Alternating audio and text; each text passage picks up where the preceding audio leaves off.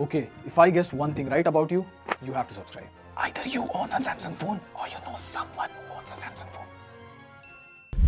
Alright, here's something interesting. This is the top selling smartphone brands in 2015. Samsung is at the top, and then you have other companies like Micromax, Intex, Lenovo, Lava. Oh, all Indian companies. And this was the point in 2015 when Chinese smartphone makers entered the Indian market, and then stat after stat, everything changed.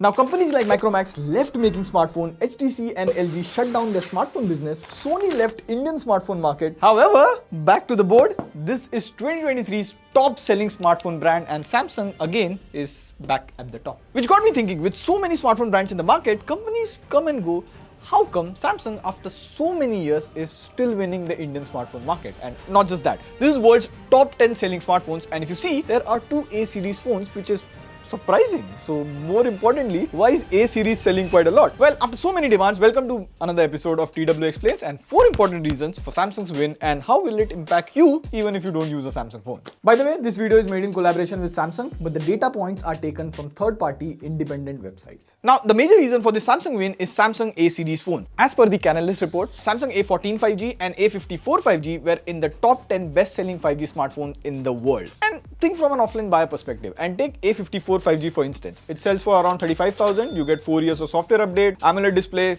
IP67 water resistant. Plus, here see side by side, it looks so similar to an expensive S series phone. Also, it has the same software features that you get on the flagship models like secure folder, Samsung wallet, call recording, everything. For an offline user, this A series phone is very close to an expensive Samsung flagship by the looks and software features. And speaking of software, this is where Samsung had really put in a lot of effort. Again, take the A54 for instance. You get Samsung One UI and you have features here which you won't get on most other Android phones. You want to use your phone as a credit card? Done. Samsung Wallet has got you covered. You want a second copy of any app and password to protect it? Done. Samsung Secure Folder is there. Now I know you'll be like, Pratik, even my phone has these features. What is so special here about Samsung? Yes, I agree. Even other Android phones now have these features, but Samsung did it first. All these features came to Samsung phones very early, and then it came to other Android phones. Like recently, Samsung introduced a bunch of AI features, the circle to search. I just do this anywhere on the screen and it does an instant search. Samsung got this first. Then it came to Google phones, and down the line it will come to other brands too. I remember back in the day, they had the super laggy TouchWiz UI. From that to this One UI, this is a definite upgrade. And the best part is around 80% of the software features come to most Samsung phones, not just the flagship ones. Also, Samsung's update policy is pretty solid. Like Samsung started this trend of announcing the number of software updates they will give, and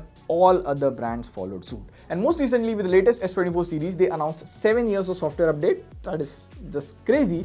Now yes, this is the case with their expensive flagship phones. Will all Samsung phones get this same treatment? We don't know. But what we do know is Samsung delivers on the promises up until now. Let me give you an example. Samsung promised 3 years of Android updates for the A52. This phone launched in 2021 with Android 11 out of the box. Presently, A52 is running on Android 14 in India. So whatever Samsung promised in terms of software, more importantly, they delivered. And I feel getting a new update makes the user feels like the company still cares about their phones and in turn cares about them. This is how they won online. But good online sales is just a part of the story. The other part of the story is offline, and there is where a huge smartphone market. And this is a very less talked about business that is so popular. Now imagine a scenario, you want to buy a new phone on EMI, so you will have to use a credit card. However, if you're a student or if you have just started your career, getting credit card is not that simple. In that case, Samsung has their own finance option, Samsung Finance Plus, which they introduced back in 2019. So basically all you have to do is do a KYC and you can buy a Samsung phone on EMI without any credit card. And this move was one of the biggest reasons why their sales in India boosted. Like I was reading an article about the same on Forbes, and online users are much more aware and early adopter who want the latest and best phone.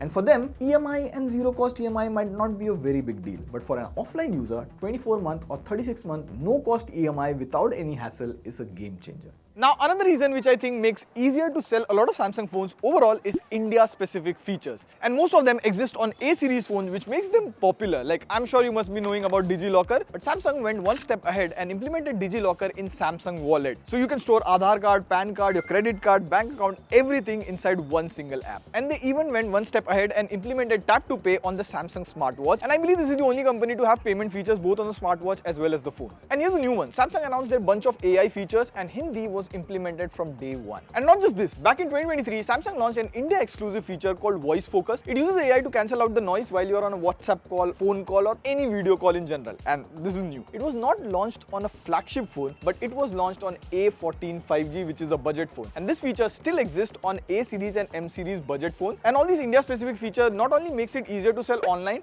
but also offline, which is a huge market. And with the upcoming A55, you can expect more of the same stuff. Like as per rumors, it will come with Exynos 1480, which will have AMD graphics, metal frame, 50 megapixel main camera with OIS, 12 megapixel ultra wide, etc, etc. Now with all of this data, you'll be like, so what? Like, how does Samsung winning impact me? I don't even use a Samsung phone. Well, it kinda does. Remember curved displays? Samsung did it first years back, and you now have curved display phones everywhere. Samsung was one of the first to give IP rating phone, wireless charging, and now with all the AI buzz, you see now other smartphones bringing out AI features. AI is now taking front seat in every smartphone in 2024. So these features will eventually come down to every smartphone, and that's how it affects you. On that note, this is Pradeep signing off, and I'll see you in the next one. Till then, pew pew pew.